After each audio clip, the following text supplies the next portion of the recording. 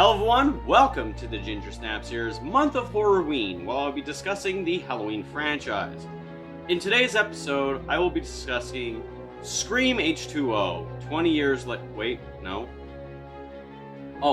Halloween H20, 20 years later, which was released in 1998 and was directed by Steve Miner. After the failure of Halloween 6, The Curse of Michael Myers, no one knew what was going to happen with the franchise until one day, Jamie Lee Curtis really wanted to celebrate the 20th anniversary of not only the first Halloween, but also her acting career. So she decided to get the band together to get Halloween H20 out. She originally wanted John Carpenter to come in and direct and have Deborah Hill come back as well, but John Carpenter really wanted a big payday, so they said no. Instead, they decided to get Steve Miner of Friday the 13th Part 2 and 3 fame, and then got Kevin Williamson to write the script. Now, what ends up coming out is a very fantastic 20th anniversary film that a lot of people love, but has some very serious baggage over the years, and now is starting to be looked at as a big fucking flop. Why is that? Well, let me have a nice little chat about that.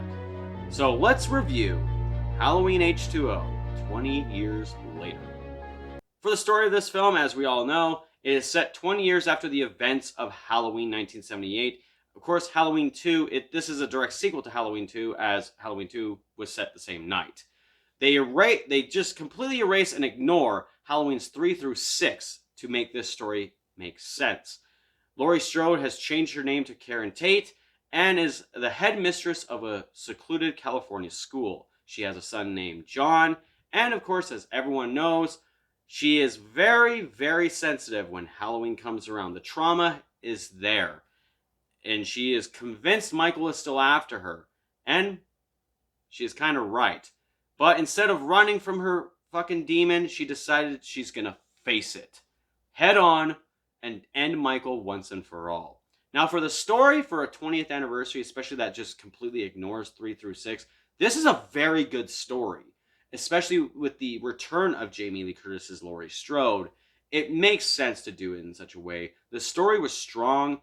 Kevin Williamson writing this script actually made sense of it all, and he really wanted to make sure that this was a true sequel that followed up to the original. So when it comes to the story, this movie completely nails it. Now, when it comes to characters, as we all know, as I mentioned, Laurie Strode is in this movie. She is, like I said, not Laurie Strode anymore. She's Karen Tate. She's the headmistress of a school. Her son also goes to the same school, but is dealing with the trauma of Michael Myers from 1978. Now, I love her performance in this one, especially like back in the day when I used to watch this movie. But then after a while, when you grow up and then you rewatch something, and especially what I did for this review, just to rewatch it again, just get my brain fresh. She seems to have taken the trauma to what everyone pretty much associates it with as, just an alcoholic. She, of course, does not have a husband anymore. She's divorced. And, it kind of sounds similar to Halloween 2018, right? But she is full on just still scared of Michael 20 years after the events, and, just goes about her own way. She has a boyfriend that's also a psychiatrist at the school, and, just kind of lives her life until Michael comes in. Now, I don't mind her performance in this movie. It's always great to see Jamie Lee Curtis in a film, but for some odd reason, this one just doesn't quite hold up to Halloween 2018's Laurie Strode. Just something about this one just screams something else. And I can't quite put my finger on it. But nonetheless, I do like her performance. The other character you're supposed to focus on is John Tate, who is played by Josh Hartnett. This is actually his first film. And he does not too bad for Laurie Strode's son. I know a lot of people have been giving it a lot of flack for that haircut. I get it. But you gotta understand, it's the 90s. Hair wasn't that great. Anywho, for his performance, he's the son who has been dealing with the fact that his mom is so obsessed with Michael Myers and just always wants to go into hiding. And finally, he's had enough. He's like, I'm 17 years old. I want to go to East Semney. Michael Myers is dead, Mom. Like, you want to stay handcuffed to your dead brother? Whatever. You ain't dragging me along. I do like his drive for this because of the fact that this is a son who has grown up his whole life just dealing with this bullshit, and he's just done with it. He wants to finally live his life until Michael does come back into the picture and realizes, yeah, his mom is right. I don't mind Josh Hartnett's performance in this movie. It's one of the few ones that gets just a nice little taste of it. And of course, for this film, it works. I just don't like how they handle him in the end. I get it. You're setting up for what the eventual movie was supposed to be about, but it's just very abrupt, and I wish there was a little bit more to John and having an altercation with Michael in this film. As for other characters, of course, there's a little bit of shortage of them. I mean, we have John's girlfriend who's played by Michelle Williams, the widow of Heath Ledger. We have the kid from fucking Jumanji. We have another girl who's in there who's just a sex-starved person, just like her boyfriend, the Jumanji kid. We do have this nice opening in the beginning of the movie with Marion Chambers' character. I love that they brought her back and, tie in Halloween and Halloween 2. But they kill her really quick in the beginning of the movie. And I'm like, okay, whatever. Sure. And you get also another introduction. We get Joseph Gordon-Levitt in this movie. Yeah, Robin himself. As for the characters, even like, Laurie Strode's boyfriend at the school, they're kind of what-if characters. But the one character who really impressed me in this movie was LL Cool J's character. I, for some odd reason, have this thing against rappers and musicians in movies, especially horror. But for some odd reason, LL Cool J just happened to be in almost any movie that he was able to get his hands on and do a fine job in the film. I don't mind his performance. It's very, low-key. He's just a security guard at the gate for the school. And, you could get a sense of his character by, he calls his girlfriend or his wife and, he's trying to write a book and whatever. He just wants to get a better fucking job, right? And then this shit happens. I don't mind his performance. His performance is very fucking good to me. I like LL Cool J's character in this movie, and, I don't think there's not many people that actually hate his character. Now, let's get to Michael, shall we? Michael Myers. If this is the continuation of Halloween, Halloween 2, and Halloween H20, Michael has really, and I mean really, changed. We went from a Michael from 1978 to Dick Warlock's Michael, who was slow. And then this one, he is essentially portrayed by, Kevin Durant, obviously. But he's portrayed in the way he moves is somewhat like, this guy looks like he could run. Why is he not running? And of course, with the continuity of this film, Michael Myers should have looked a little bit less smaller than he should have been in this film, because he looks like he's a tinier guy, obviously played by a different actor, obviously. But there's a lot of things wrong when it comes to Michael Myers in this movie. I don't blame Kevin Durant's portrayal in this movie. It's what they decided to do with not only his character being as agile and flimsy as he is, but his mask. And what I mean by masks, I mean his multiple masks in this movie. Yes, this is the film that has the infamous 4 Masks of Doom. I guess that's what some people will actually call it. Now, as we all know, in the beginning of the movie with Marion Chambers in it, we did get a variation from the H6 mask. It's a blink and you'll miss it. It's barely noticeable. But if you freeze the film, you pause it at the right scene, you see it looks like the H6 mask. And then, of course, we also got the K&B mask, which is an atrocious fucking mask. They went 3 weeks into production with this mask until finally someone was like, I don't like that mask.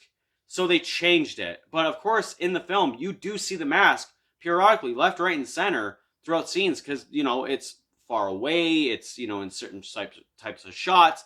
But it was such a bland mask. I mean, they really emphasized the eyebrows and the eye holes. He looks kind of like a fucking alien.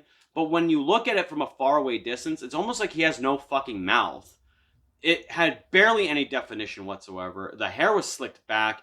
It was an atrocious mask and was then replaced by the Stan Winston mask, which I've actually grown to love. I actually like the Stan Winston mask. As you guys already know, I'm a big fan of Stan Winston. He has done Terminator, he has done Aliens, he's done One Creature for the Thing. Stan Winston being, commissioned to make a new Michael Myers mask, cool, awesome. And I actually don't mind this mask. The only problem with this mask is the eye visibility. Either it was too tight on Kevin Durant's head, or it was just the eyes were just so wide open. I mean, like, when you think of that monologue from Dr. Loomis, when he says, blank, pale, emotionless face and the blackest eyes, the devil's eyes. This is definitely not the fucking mask I think of, because I see a whole lot of his fucking eyes. That was just a thing. We just had to see Michael's eyes. And then, of course, as we all know, there's the CGI mask. Now, the story goes, they forgot to reshoot the scene, and instead of just having the 2-3 seconds of this mask just in the fucking movie, because they did all the reshoots of all the close-up scenes with Michael, they just couldn't do that. They couldn't just leave the mask in there. So instead of just going and reshooting the scene where Michael's got the Stan Winston mask, they decided to just CGI a mask on. And it looks fucking just horrendous. It's atrocious. It's bottom tier Myers masks to some people. To me, it's just, well, it's not even a real mask. It's literally just a CGI mask. So why count it in your list? Bottom line, this movie is very notorious for its masks, and a lot of people don't like them. I only like one of the 3. One of them, we just didn't get enough screen time with. For the kills of this movie, it's pretty lackluster. There's only like maybe 2 good kills in the whole entire film. There's the girlfriend who gets hung up in the closet after her leg's broken. The boyfriend, after, seeing CGI mask Michael, gets his throat slit. Those are not bad deaths. Even Laurie's boyfriend just getting stuck in the back, lifted up, and you see the knife just kind of poking through the chest.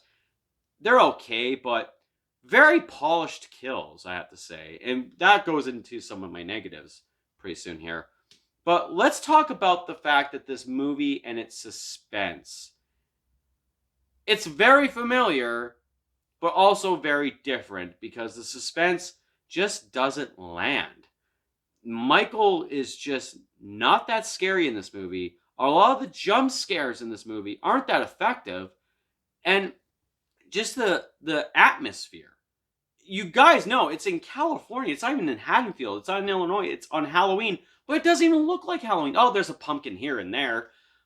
But it doesn't feel very atmospherically October or Halloween at all. So this movie really kind of just doesn't deliver when it comes to the kills and atmosphere for this film. At the climax of the movie, of course, Laurie is tired of running. She's going to face Michael head on, where we see a nut shot and we see Michael's eyes just, fucking really pop out. And then, of course, we see that she stabs him and he falls off a balcony. We saw that already. And then, just when the coroner is about to take him to the hospital or to the morgue, Laurie just takes the van, fucking just drives him away. He wakes up in the body bag, and she just sends him out the fucking windshield. She runs him over. They fall off a cliff. And then, in a touching moment, Michael reaches out for Laurie, and Laurie's about to just reach out too, brother and sister, until, she cuts his fucking head off. And it was so, I could imagine in the theaters, this was a fucking amazing ending. You kill Michael in the most definitive way. You chop his fucking head off. So for that aspect, even the little things like Laurie breathing at the end, just like the original Halloween, Michael breathing, it's Laurie breathing this time. So for its ending, really fucking good. But the ending is fucking ruined by the next film, which I will have to touch up on another video. Now, as you guys know, this is the part where I talk about the problems. I don't know if you guys noticed the background here right next to me, but you'll see a lot of Ghostface shit here. Yeah, this is the one problem with this movie. It's a Scream ripoff. Everything about this movie, even the fucking score, they had a guy come in and do the Halloween score And then they decided, no, fuck that. We don't want that score. We want a new score. And they threw in a lot of themes that actually were in Scream. Kevin Williamson, writing the script, also being a part of Scream, paid way too much tribute to Scream whatsoever. And it's just, like, everything about this movie being so polished and clean, it's by a studio, Dimension Films. It just screamed Scream. It was a complete copycat of Scream in a weird way. And it's automatically shows. Now, I will say also, when it comes to the Scream references in this fucking movie, I know there's a lot of people who defend this movie, but can you please explain this scene to me? They're watching Scream 2 on the TV. So Scream and Scream 2 are filmed in this movie. They're just films, right? So if they watched Scream, they would have seen that they were watching the movie Halloween, which starred Jamie Lee Curtis. I'm pretty sure they would have said, hey, that girl in that Halloween movie that they're watching, she looks like our teacher. What the fuck?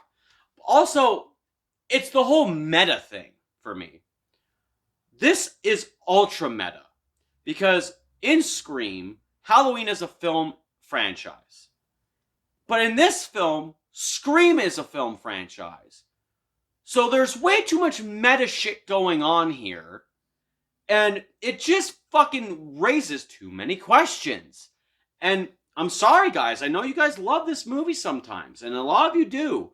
But if you can't even come up with a good fucking reason as to explaining that, then sorry, you're not going to win me over. This movie has a ton of fucking problems. And like I said, when it comes to the ending, it was perfect until the next movie came around. Above all else, with the soundtrack being changed, the atmosphere being all Scream-like, the movie heavily fucking just referencing Scream and being such a Scream ripoff, it's just a downplayed film.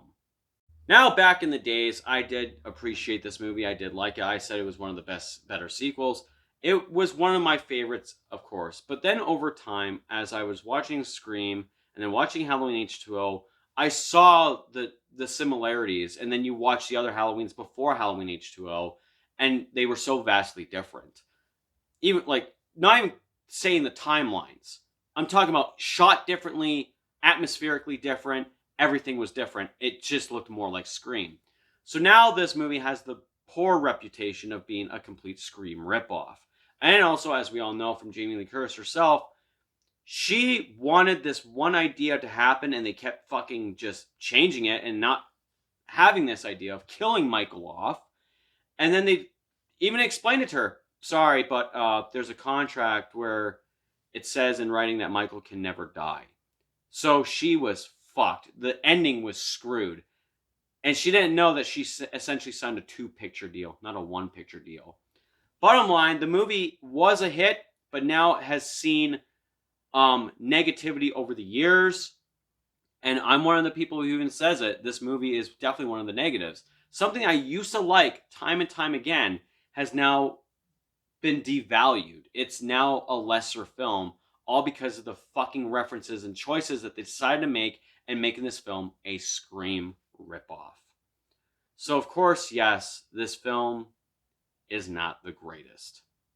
So, for my rating, I'm going to give Halloween H20, 20 years later, a 5 out of 10. So tell me, guys, what do you think of Halloween H20? Is it still one of your favorites in the franchise? Or is it, ever since the whole Scream references and the being a Scream ripoff, is it one of your least favorite? Let me know in the comments down below. If you like this video, make sure you also hit that thumbs up and subscribe for more content. Don't forget to hit that bell notification so you can get notified on all the other videos that will be coming out this month. Anyways, guys, that's it for me. This has been the Ginger Snaps Here's Month of Horror-WEEN. I am Stephen Harold, and in the next episode, we will be talking about Halloween Resurrection. Take care, and remember, what's your favorite scary movie? I mean, Everyone's entitled to one good scare. Yeah, that's better. Take care.